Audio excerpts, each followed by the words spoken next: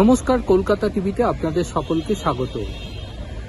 দলের বিধায়ক পদে নির্বাচিত হওয়ার পর বিধানসভা বা কোনো আইনসভায় সংখ্যাগরিষ্ঠতা বিধায়কদের সঙ্গে দলের অভিমত অর্থাৎ দলের অবস্থান সম্পূর্ণ ভিন্ন হলেও সংখ্যাগরিষ্ঠ বিধায়কদের মূল দলের সঙ্গেই সংযোগ আছে বলে ধরে নেওয়া যায়, এমনটাই মন্তব্য সুপ্রিম কোর্টের।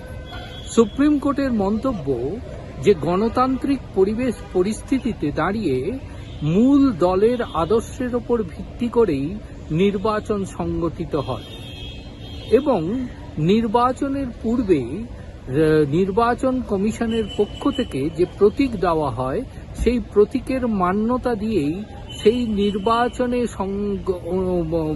মধ্যে যে সমস্ত রাজনৈতিক দলগুলি অংশগ্রহণ করে তারা যখন নির্বাচনে জয়লাভ করে তাদের যে সমস্ত সদস্যরা প্রতিনিধি হিসাবে নির্বাচিত হন তারা কিন্তু সেই দলের আদর্শ মেনেই তারা কিন্তু নির্বাচিত হয়ে থাকেন এবং জনসাধারণ তাদের নির্বাচিত করে থাকেন। শিবসেনার মামলা চলাকালীন সুপ্রিম কোর্টের এমনটাই পর্যবেক্ষণ। বিচারপতি জয়মাল্য বাগচি প্রাক্তন প্রধান বিচারপতি চন্দ্রচূড়ের একটি রায়কে উল্লেখ করে তিনি বলেন যে কোনো নির্বাচনে জয়ী হওয়া কোনো প্রতিনিধি তিনি যদি পদত্যাগ করেন তাহলে আইনসভার সদস্য হিসাবে ধরে নেওয়া হয় যে তার সেই মূল রাজনৈতিক দলের সঙ্গে তার যে সম্পর্ক ছিন্ন হয়ে গেছে এটি কখনোই বলা যায় না।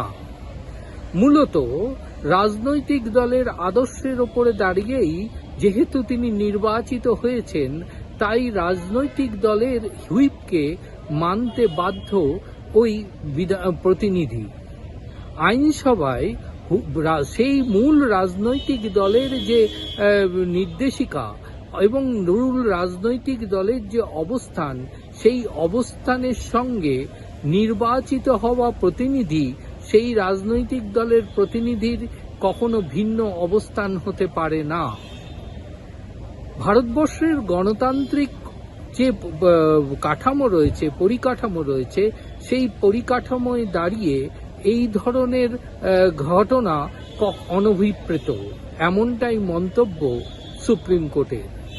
মূলত মহারাষ্ট্রের নির্বাচন নিয়ে শিবসেনার যে সংক্রান্ত মামলার শুনানি চলাকালীন এমনটাই মন্তব্য করেছে সুপ্রিম কোর্ট।